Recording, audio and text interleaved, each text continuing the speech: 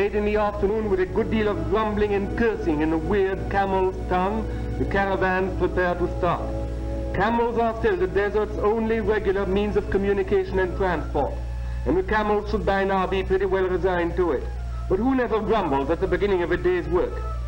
Their knees have been hobbled all day, and it probably hurts to stretch the leg. Often these caravans, slowly plodding their way across the sands, make a scene of breathtaking beauty.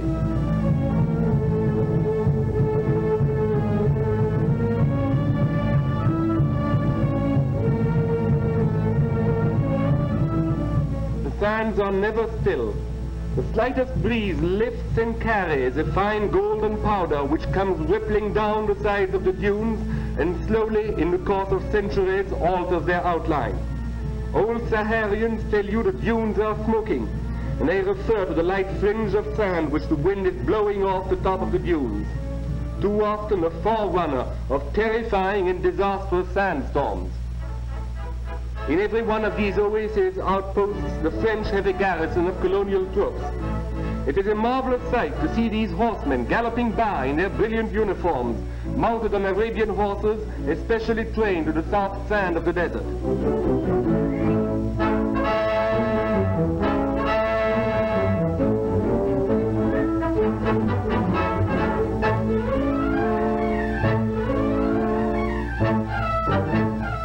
Their officers are the finest men of the French army, inured as hard as their men to the long marches under a burning sun and to the thirst of the desert. It is not many years since the desert was infested with lawless bands of Tuareg pillagers, and these lonely outposts were in constant danger of attack. This very one stood a heroic and bloody siege. As strict discipline as that of the finest cavalry schools of Europe prevails here, many hundreds of miles from France, among these hard-bitten desert men. And we are now leaving the last of the roads behind us. Before us stretches the desert, hundreds of miles of sand and gravel, sometimes firm and smooth so that we can make good time, sometimes perfectly hard under a thin covering of soft sand, sometimes soft and without bottom under a thin hard crust which suddenly gives way under the wheels. There is in the Sahara every kind of sand, and weeks of experience will not teach you where a surface which is to all appearances hard will unexpectedly give way. The dreaded rotten earth is the worst, as fluid and slippery as talcum powder. Sometimes as we shoveled and sweated, a camel caravan would pass, and how scornfully the camels would look at us. They had no 6-ton load to carry, however, and no 4-ton trailer to pull.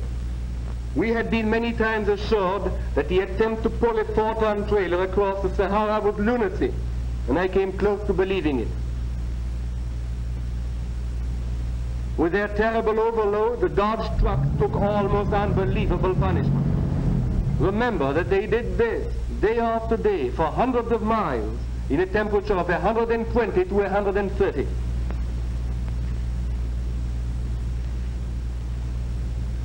Our progress was at times dishearteningly slow. On our worst day, we did less in 12 hours, less than 100 yards.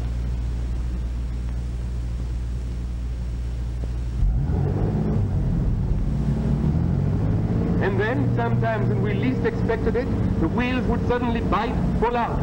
We would change into second, into high, creep up to 35 and 40. The secret of Sahara driving is at all costs keep up speed on tires deflated to less than half normal pressure. Every 100 miles or so, I would look for a hard patch on which it would be safe to stop, and I would signal the trucks for a quick inspection of motors and tires and refueling. Aside from spare tires, we used 60 tires on the whole trip and half a ton of spare parts which we never needed and never used. The trailer carried 400 gallons of gasoline for the first leg of the desert crossing, and we planned to abandon it after this first leg.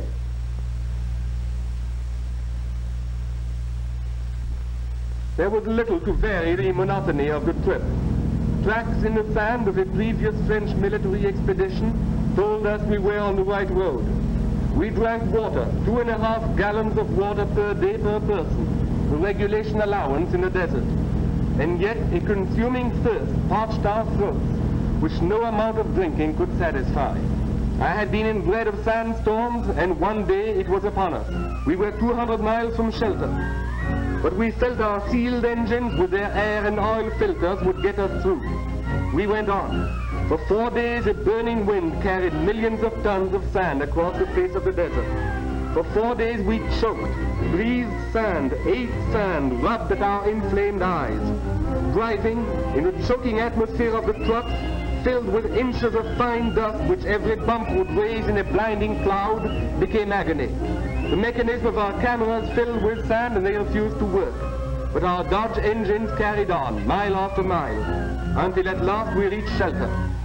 We opened the motors to see if they had suffered from the sandstorm, and we found that they hadn't. For 2 more days the scorching wind blew, changing the face of the desert and obliterating all trace of our passage. We were now picking up our supplies for the second leg of the trip. From now on we were to give up our comfortable Pullman installations in the trucks.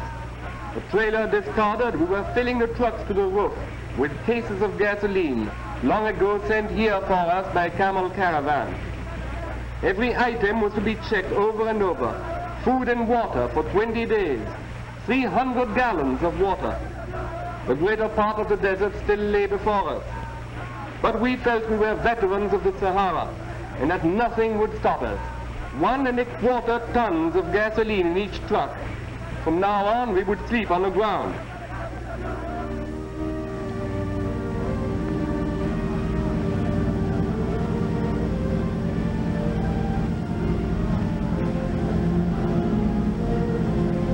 We had given the little boys cigarettes and pennies, and they hated to see us go. But the town was preparing to give us a send-off in the manner of the Sahara. As we drove, the crowd around us grew. Soon the sand and gravel kicked up by the flying hoofs of the horses made me fear for our windshields.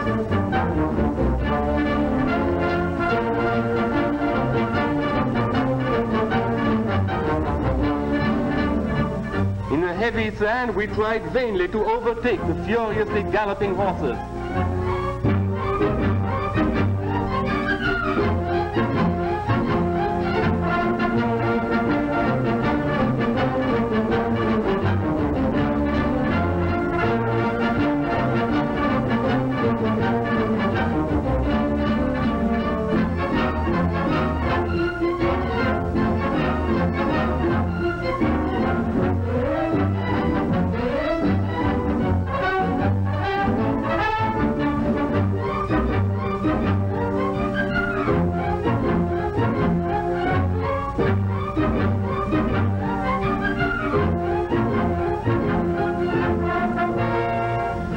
Again alone.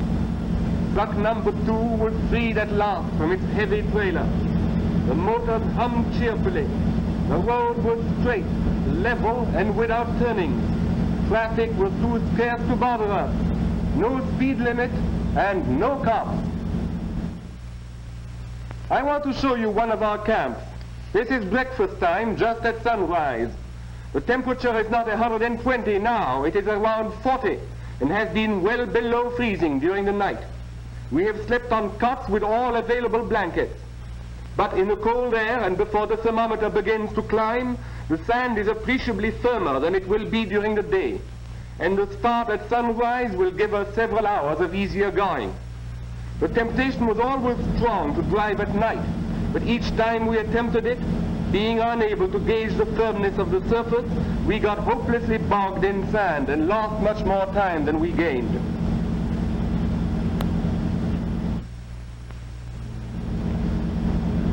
But vegetation is again beginning to appear.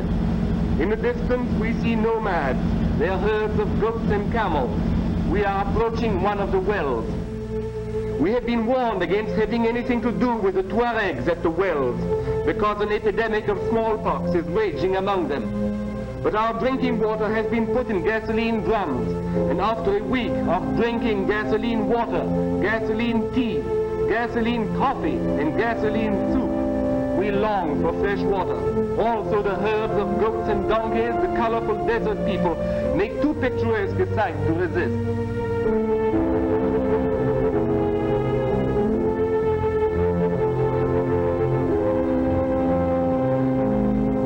have soon made friends with the Tuaregs. I grouped two of the prettiest girls for a picture. Here in the desert, they do not insist on hiding their faces as they would in the towns. Our cleanest cans are filled with water. It is cloudy and it has a strong alkaline taste. And alas, as we soon find, it has strong medicinal properties. But it is a lovely change after gasoline.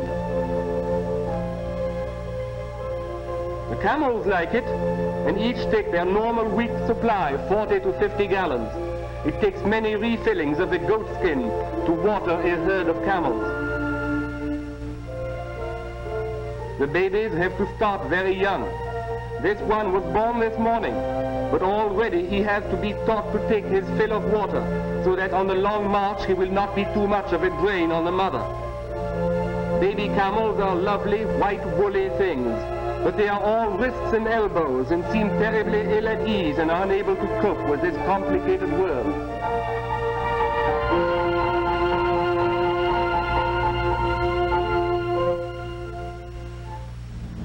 Another 200 miles done easily in 2 days.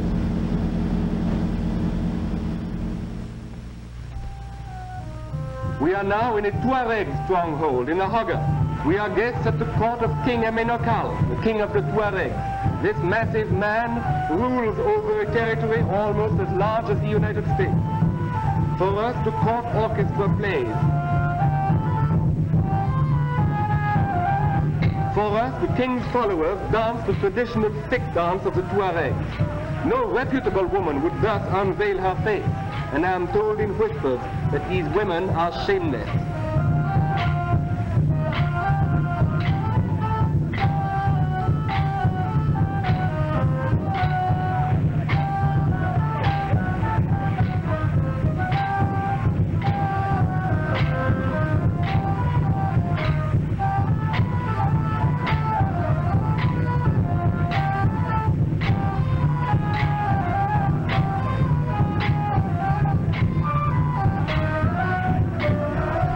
Greater honor, the king also displays his camels. They are priceless animals, and they are made to pace before us, gorgeously saddled, their heads held high, their legs moving in an odd rhythm, stiff and stately. And now we are on the last leg of the desert crossing. Scanty yellow grass begins to appear. We are approaching Niamey on